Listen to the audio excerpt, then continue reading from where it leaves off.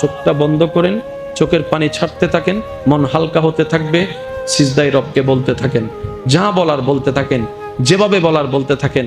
মনে রাখবেন, আপনার সেই মনের বেতার ভাষা হতে পারে আপনার রক্ত বুঝবে না, আপনার ভালোবাসার মানুষ বুঝবে না, আপনার প্রিয় মানুষ বুঝবে না, কিন্তু আপনি যেভাবেই বলেন না কেন, আপনার প্রত্যেকটা শব্দ আপনার রব্বুল আলামিন বুঝবে। সুবহানাল্লাহ। আপনি যখন ওনাকে দুঃখের কথা বলবেন, উনি আপনার দুঃখটাকে হালকা করে দিবে। সেই দুঃখের খবর প্রকাশ করে আপনাকে কখনো বেইজ্জত করবে না।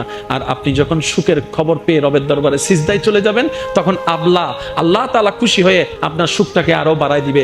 লা ইন শাকারতুম লা আযীদান্নাকুম আয়াতের উপর আমল হয়ে যাবে। আপনি শুকরিয়া করতে থাকবেন, সুখটাকে বাড়তে থাকবেন, সুখের কথা বলতে থাকবেন, রব্বুল আলামিন দেখে দেখে আপনার সুখও বাড়ায় দিবে, শান্তিও বাড়ায় দিবে। বলেন না সুবহানাল্লাহ।